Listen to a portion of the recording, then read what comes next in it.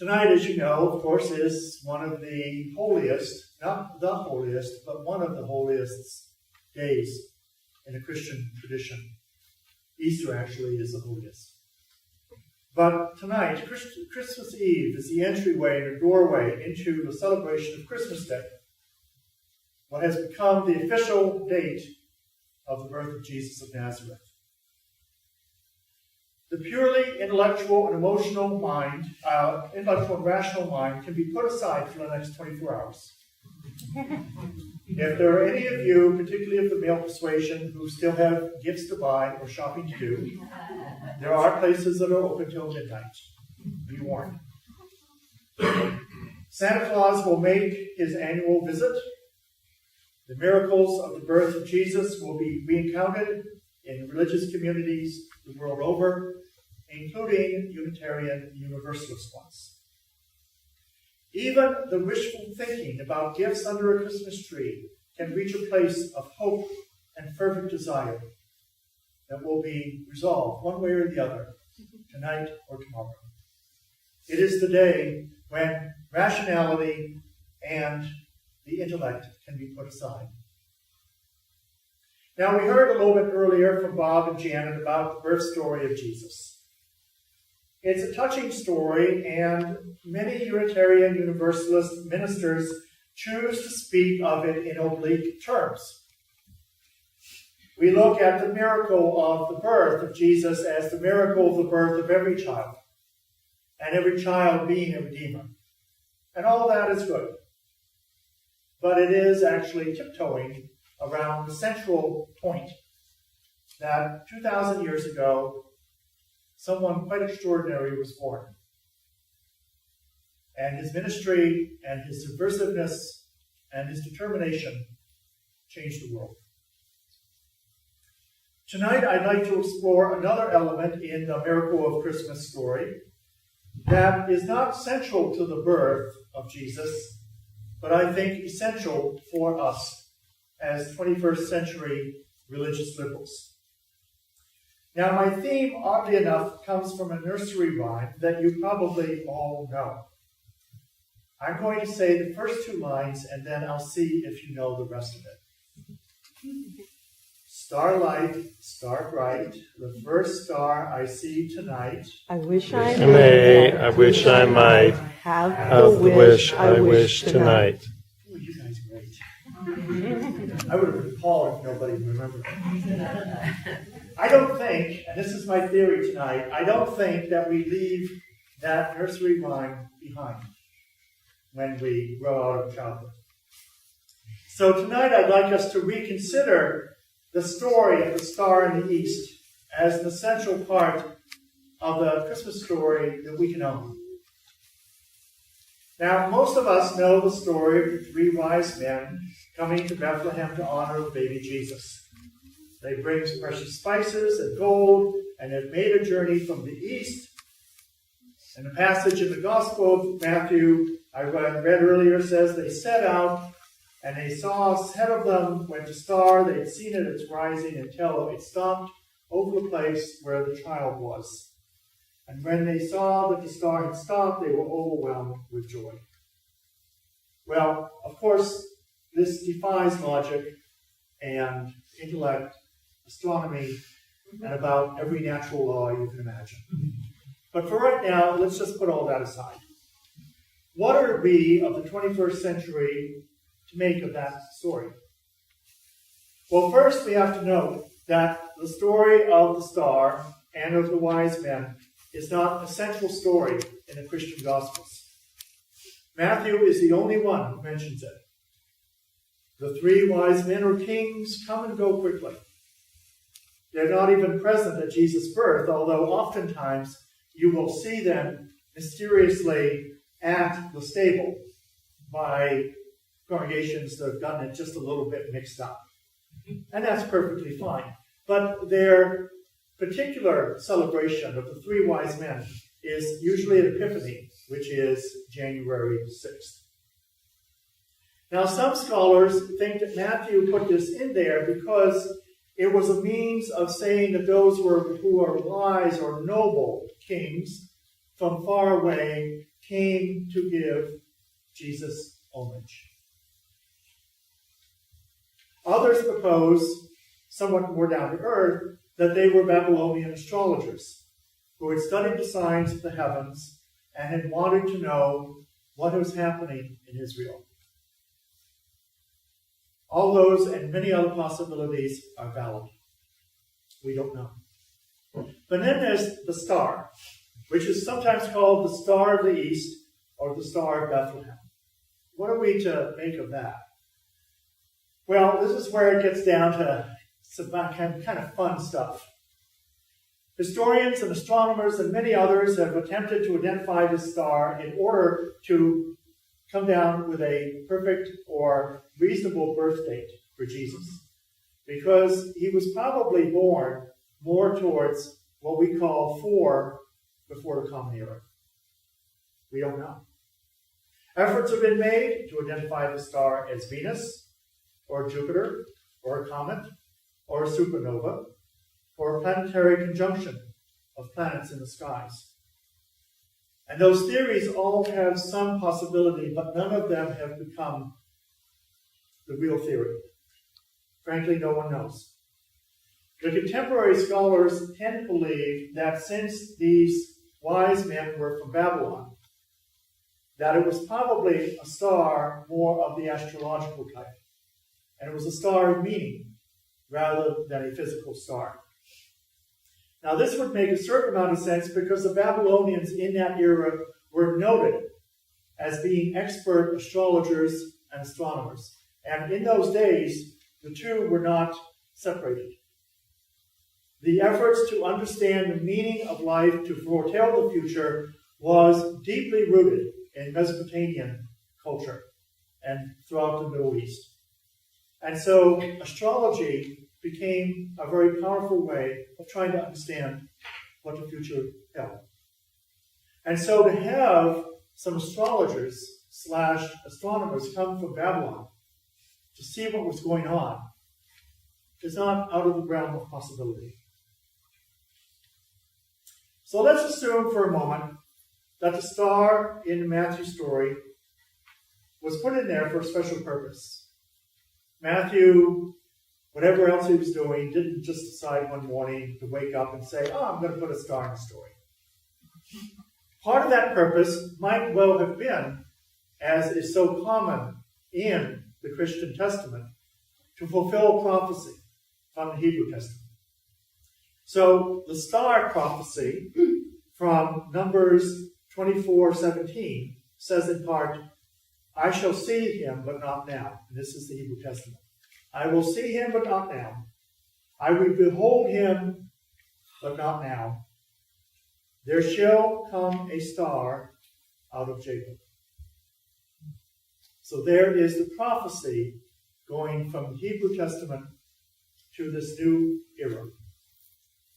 Now, of course, we'll never know probably why Matthew included that story in the way he did. But I'd ask us instead, though, to put logic and rationality and intellectualism, because I know we have it in this room, put it aside for a moment and look at that idea of the star as a metaphor for today. Not 2,000 years ago. Let's not pay that attention right now. The story is powerful, but today, that story can be more powerful. We have to remember that stars have carried deep meaning within religious traditions for thousands of years. Jewish and Christian traditions speak of the prophetic star, the Star of David, the Star of Bethlehem, and so on. Buddhist teachings speak of the Buddha after many days of meditation, of looking up at the dawn sky and seeing the morning star, and then having full awakening to ultimate realization. Islam and their neo-pagan traditions and others use a star as a religious symbol. It's a fascinating thing to see how many religious traditions in the world use a star in one fashion or another. So, of course, that brings me to the question of what about us? What about Unitarian Universalism? You know, the new kids on the block?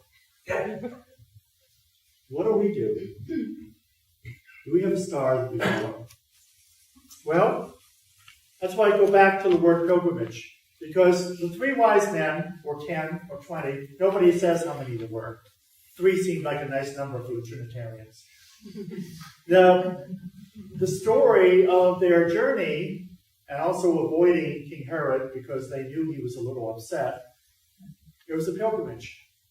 They were going to a holy, sacred, profound time, and they were following the star. It was a pilgrimage. So here we are in the 21st century. Most of us probably would call ourselves religious liberals. What are we to do with this? We're not astrologers, we know that, most of us. And our wisdom may sometimes be less advanced than our knowledge. However, what brings us and other Unitarian Universalist congregations together is really, if you think about it, a pilgrimage. It's our very own. Yes, we can recognize that the star as metaphor or symbol. For Christians, they follow the star is to follow Christ.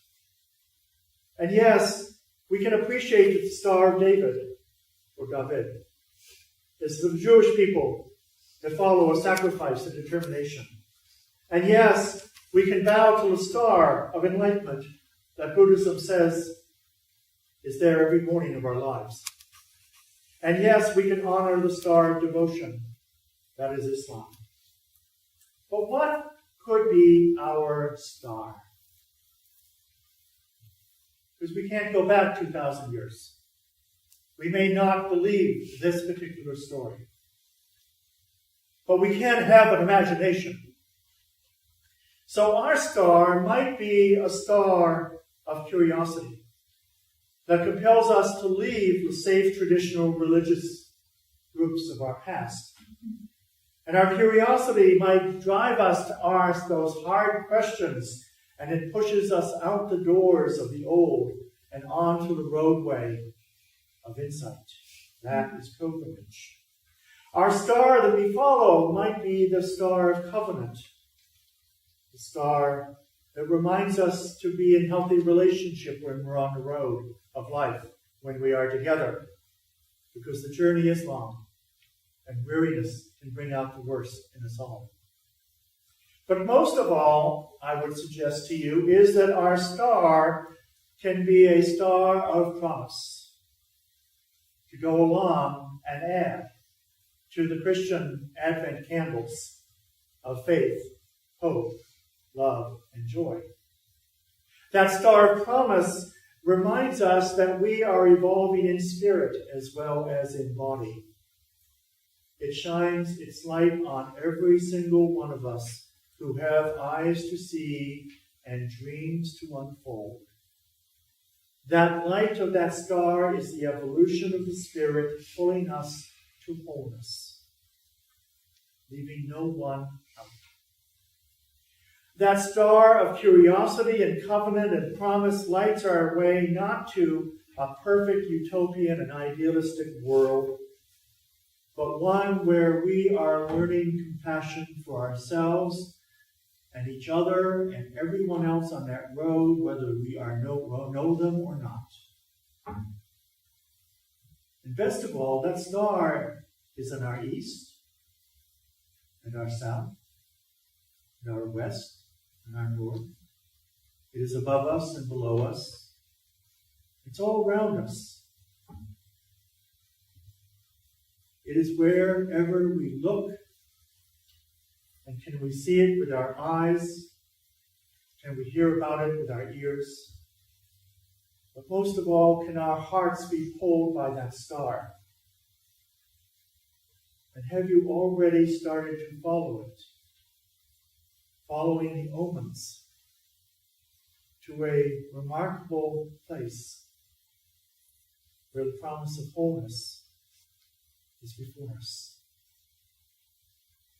I offer these questions What gifts do you carry if you are following that star that will bring joy and insight to the babies and to the elders and to the wise and to the confused? Because they deserve the gifts too. What gifts does the star of promise invite you to carry as you follow it? What wish can you make true for anyone who is seeking an answer to their religious life and has glimpsed the star of promise for the very first time, and they want to set out on a journey to find the birth? On this very special night of the year, I would invite you to take those questions with you. And it doesn't matter if you're a Unitarian Universalist or not. You're a seeker. Every one of us in this room is a seeker. And that star is somewhere in your heavens. It is a star of promise and curiosity and covenant. It is something that's pulling you, whether you realize it or not. Where is it pulling you? And what gifts do you bring with you to carry to that place? Now, on this special night, we will sing in closing Silent Night. It is a quiet promise, is Silent Night. We'll do candles as we always do. We'll have a semi-darkened sanctuary, and the words to Silent Night are on the right side of your bulletin. What I would like us to do tonight, though, is look at the chalice flame here as a symbol of that star of promise. Because that's really what the chalice is about. It is about promise. We will then light candles, Linda and I, on both sides of this middle aisle, and you just light each other's candles from the center out to the ends. Jane will just play music as we plan this until all the candles are lit. Then we will sing quietly, Silent Night, all verses. I will turn the overhead lights off. Let us sing it not only as a beautiful song, but also as a song of promise. Let us hold up the candles as candles that are holding the light of promise, because they, in their own way, are reflections of that star that we all follow without exception.